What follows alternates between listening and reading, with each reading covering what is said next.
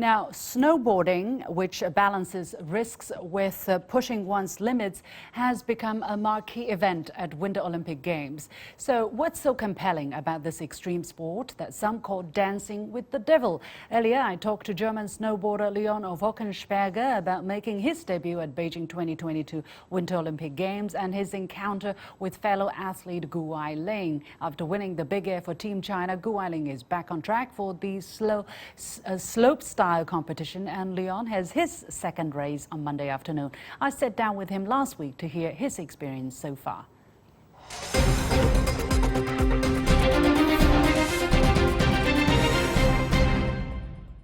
Leon Vockensperger, thank you so much for joining us.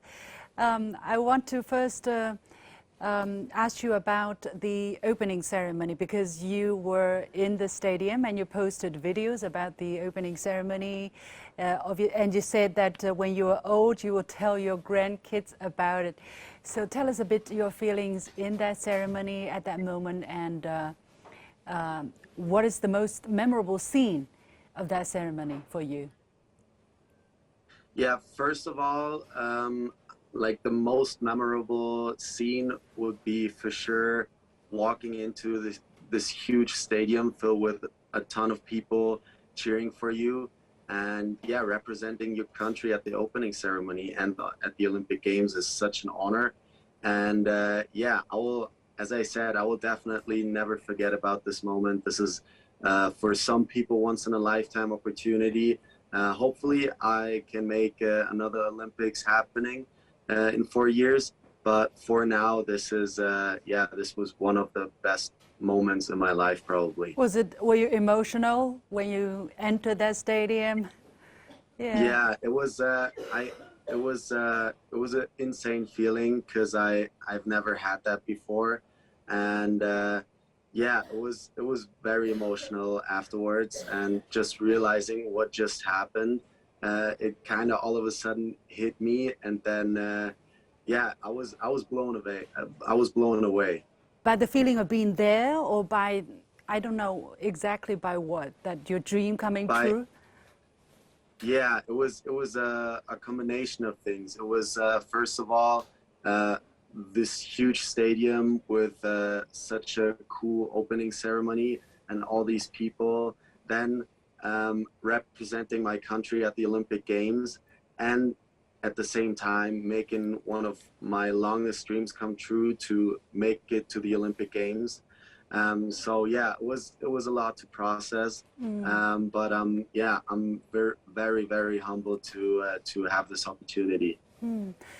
Good to hear that. And we have been seeing you posting videos on TikTok about the village. Tell us a bit about the facilities, the experience, for instance, the food and everything. How is everything? I would say it's pretty normal. Like we have our German house. I'm sharing a room, or like an apartment, with my teammate. We both have our single rooms. I really like the beds here, actually, because they like move around, and so you can adjust the back. Is that what you mean? Exactly. Okay. Exactly. You can adjust the back and the legs. It's kind of like a hospital bed, which is pretty funny. Okay. And yeah, they're comfortable. And for me personally, I like Asian food a lot. So coming here, I was already really stoked to try out all the Chinese food here in the village. And I gotta say, it's really nice. Like, we have a huge buffet of all sorts of different dishes. And yeah, I think even if you don't like Asian food, there's enough for from like Europe, like enough European food that you can try. And also I like that we have a KFC and a Pizza Hut in there too. Okay, good. What about the facilities? I mean, you already took part in one of the competition, one of your events, and of course you try out, you train, you practice on that. What do you think of the facilities for the competitions? We had the slopestyle a couple of days ago, and I think the facilities, like the slopestyle course, was very well built and very visually appealing, I would say, as well, with the Chinese wall. To be honest, it was one of the most difficult courses for me to ride. But that's what we expected. That's why we came here, because we wanted to see the best snowboarding on one of the best courses. And the big air jump in Beijing, I've been there a couple of years ago to try it out for the air and style event. And I have really good memories thinking back to that. So I can't wait to go there soon. I understand you have two events. The first is the slopestyle and the second is the big air, if I say the technical terms correctly. And I understand, thank you. And I understand for the first one you did not do as you expected because the course was particularly difficult and it hurts a lot. So, but I'm happy to know that a lot of good wishes have come your way. So are you able to literally pick yourself up for the next event? Yeah, I try my best to be mentally on point again. I would lie if I would say this didn't hurt, because we've been working so hard for the last couple, maybe like 4 years or even longer, to make it here, to have a chance to to show your best snowboarding on the world stage. And yeah, I really expected something else, and I know that I could do better. But just like leading up to this event, it was it was an odyssey of injuries and like bad luck. But I don't wanna say that it was all because of that. It was, Olympics is always a one moment capturing of your skills, which is really, really hard to be on point exactly in that right moment. So yeah, I will try my best to keep my head up and be 110% for the big air again. Yeah, I wish you all the very best luck. As you mentioned, you know, it's that one moment capturing all of the work that you have been doing, and sometimes this is a very risky moment, you know. I don't need to mention the kind of risks and danger that's involved in what you do there. So, as a professional, as an experienced athlete, I mean, you have been on the since age of 3. I understand. How do you balance risk taking with challenging your limits? That's a good question. I would say it goes pretty much hand in hand, because I feel like every day you're up on the mountain training and you know you have something in your mind that you want to try. There's always this risk factor involved, and our art is, the art in our sport is to dance with the devil, kind of to dance with the risk, to like manage the risk and at the same time like push your limits. So it's a really fine line to find between those two things, and to try to stay as safe as possible. But yeah, I would say that's someone who knows how to do that, I would say mastered the art of pushing snowboarding in a competitive way. What do you think of Gu Ailing's performance? Because she has just,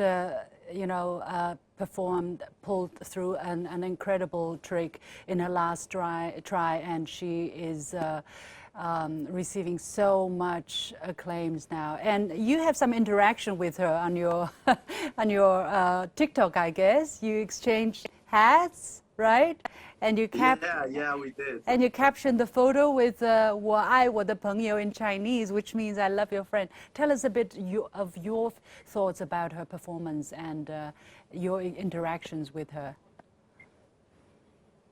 I gotta say, I was blown away by all the ladies performing in the final. It was such an insane final to watch. And yeah, Ailing taking the W, taking the gold medal home was made me really proud. I was really, really hyped to see that, and especially the way she did it. She like did the 1620 on her last go, and that was such a movie to watch, I would say. And yeah, I'm really humbled that that I know her, and also Su Yiming. I'm really proud of him as well. He been working so hard. Both of them have been working so hard the last couple of years, and yeah, now to see that it paid off, really, yeah, really made me super happy for them, and also inspired me to do my best to yeah, to keep up with them. Mm. Again, I wish you all the very best, and you are reminding me of yeah, I think of all the people who have been watching this game, or the people, especially young people, who have been trying to practice this game. What do you think of the appeal of you know, the slope style, freestyle, big air to young people, and the fact that it is now becoming an Olympic sport for both men and women? What are your thoughts? I think it's a great step that slopestyle and big air, both in free skiing and snowboarding, is an Olympic sport, because it just shows our sport, our passion to such a big audience. And always my dream has been to get more kids, get more people involved into snowboarding, because that strengthens our community. And yeah, we have that opportunity right now, and it's in our hands to present our sport in the best way we can on the world stage. So I think this really is a huge opportunity for all of us to push the sport and the whole industry forward and make it into the new era of snowboarding. Mm-hmm. Will the ethos of this game stay for you? I mean, almost a little bit of a street element to it, and the fact that, you know, you're going out there, enjoying yourself more than, you know, being a competitor, as in some of the other disciplines. Yeah, I really like to film short movies as well, or create like video projects and stuff like that. Because for me personally, snowboarding is not only contest riding. I see snowboarding as a variety of areas that you are able to get better in. You have like the competition side, you have like different disciplines in the competition side, you have filming, the video projects. Yeah, I'm really looking forward to getting more into video projects and filming movies and stuff like that, but also really looking forward to what the future brings. Great. I really wish you good luck and hope you continue to realize your dream as an Olympian, eventually with a medal, perhaps even a gold medal. So thank you so much for sparing time for this interview.